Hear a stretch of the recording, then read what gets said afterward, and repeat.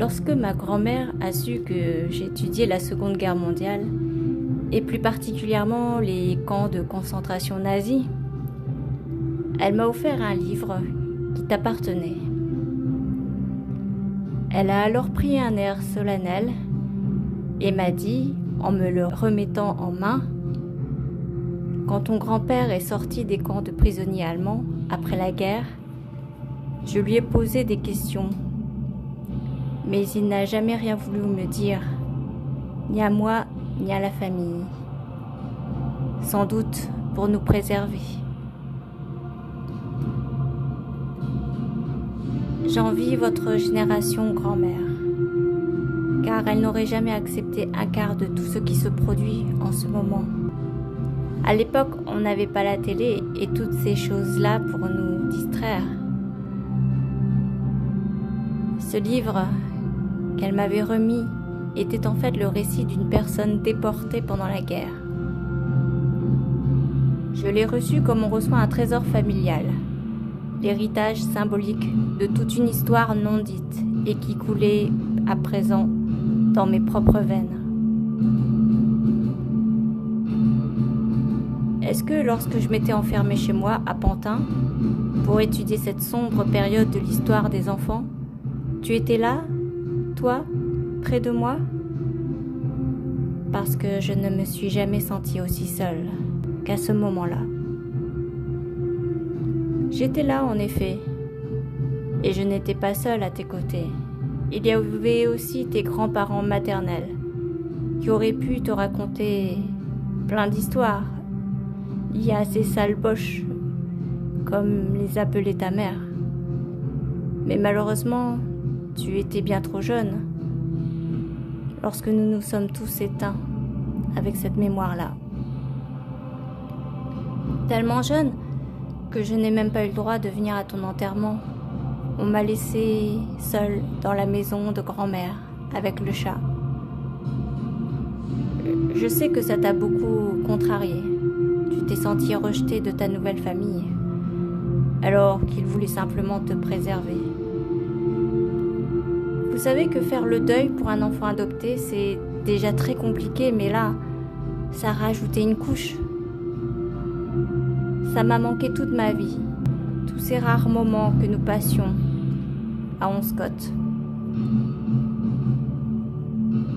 Te rappelles-tu du moment où toi et tes cousins faisiez preuve de gourmandise autour du plateau de fromage?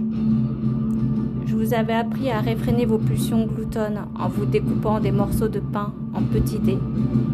Et vous deviez vous forcer à en manger entre chaque bouchée de fromage. Je m'en rappelle comme si c'était hier. Grand-père, tu étais le pilier de la famille. Et je crois que tu nous as bien tous manqué. Surtout pour moi pendant cette période de retraite. La solitude, ma petite fille, c'est quelque chose qui me parle en tant qu'ancien prisonnier de guerre. C'est un chemin de croix, parsemé de doutes, mais aussi d'espoir. Et Dieu merci, tu en es sorti.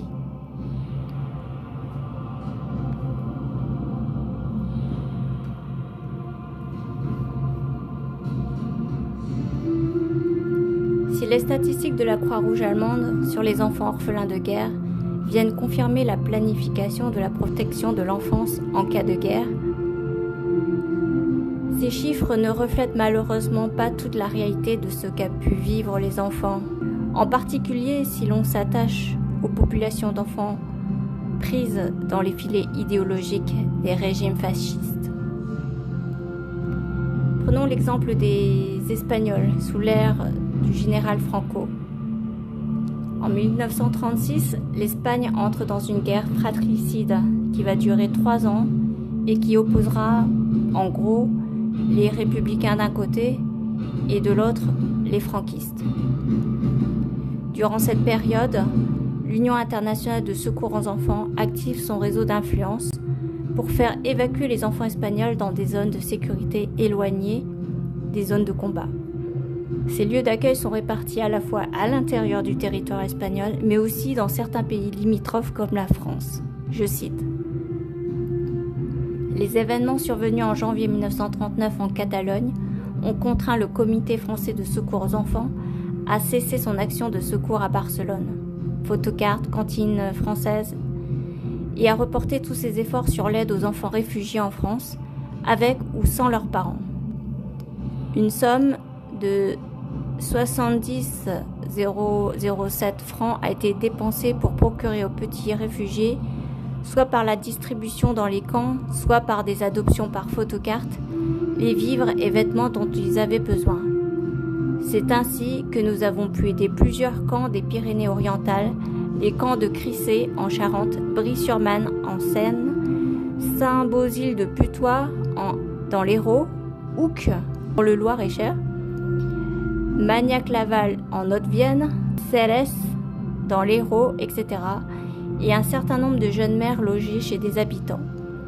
La maison suédoise de la Brevière dans l'Oise a continué à fonctionner jusqu'en novembre, époque où les enfants qui restaient dans ce home, après divers rapatriements, ont été dirigés sur les colonies suédoises de Biarritz.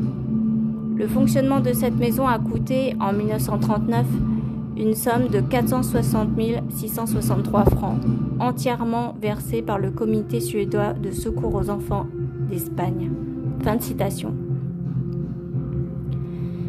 La prise en charge des enfants espagnols repose sur un système de collecte de dons généré par le réseau de l'Union internationale grâce au système de photocartes qui consiste à prendre en photo les enfants qui seront susceptibles d'être placés dans une famille d'accueil en attendant la fin des hostilités. L'adoption internationale provisoire d'enfants sur photocarte fonctionne si bien qu'en 1939, lorsque la guerre civile espagnole prend fin, les familles adoptives vivent le départ des enfants espagnols vers leur patrie comme une rupture brutale. Je cite: « Pendant l'année 1939, les adoptions ont atteint le chiffre de 1245 contre 949 en 1938. La répartition des cartes placées est la suivante: Suisse 381, France 515, Grande-Bretagne 325, divers autres pays 24. Les événements ont actuellement affecté cette forme de secours. La cessation de la guerre civile en Espagne a mis fin à notre action dans ce pays. » Fin de citation. Après 1939, l'assistance sociale espagnole assure seule la protection des enfants orphelins de guerre. Que sont devenus tous ces enfants redevenus orphelins sous le régime militaire du général Franco? Autrement dit, comment l'anti-républicanisme va remplacer de 1939 à 1975 les zones de sécurité de l'enfance en zones de rééducation, appelées aussi paracuellos, pour les milliers d'enfants espagnols issus de familles républicaines. Pour mieux parler de cette période, Carlos Jiménez décide de consacrer 300 pages de bande dessinée pour décrire le calvaire des enfants espagnols retenus dans ces nouveaux types de foyers de l'assistance publique. L'auteur précise bien que tout ce qui est raconté dans les 6 albums sont inspirés de témoignages et de faits réels. Certaines scènes qui y sont décrites sont en effet si cruelles qu'on aurait de la peine à le croire.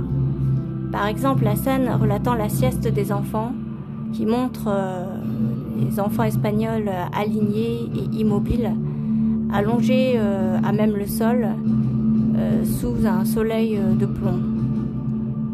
Toutes les séquences de Paracuellos dévoilent le destin des jeunes orphelins espagnols, prisonniers des événements politiques que continue à subir l'Espagne après 1939.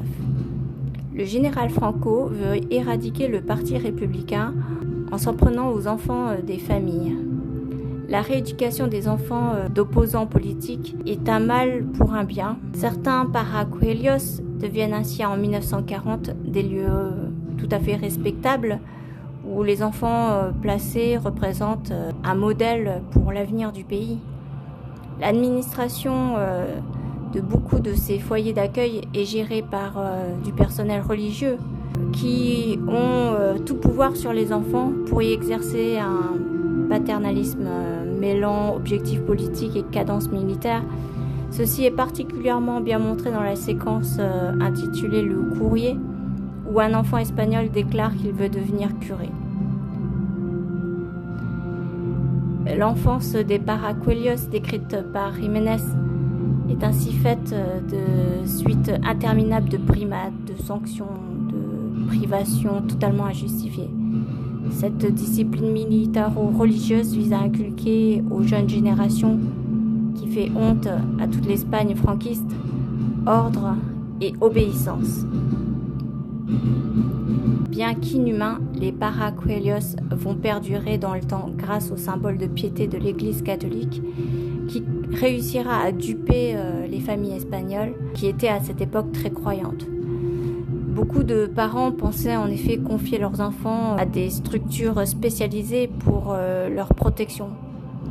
Ils étaient bien loin d'imaginer que l'enseignement catholique qui était pratiqué n'était autre qu'un succédané de l'idéologie extrémiste au pouvoir.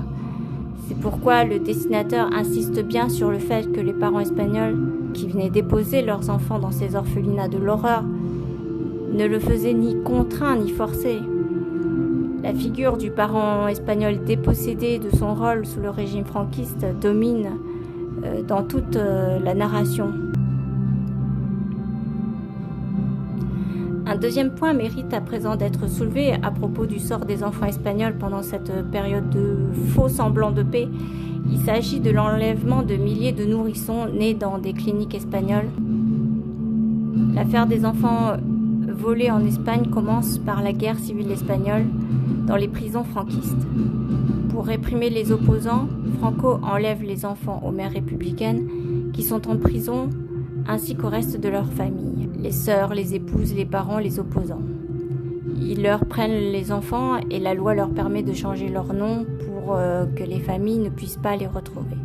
Je cite, « Cette idéologie ultra-catholique, qui consistait à enlever les enfants dont on jugeait l'éducation morale en danger, a dérivé en un véritable commerce mafieux.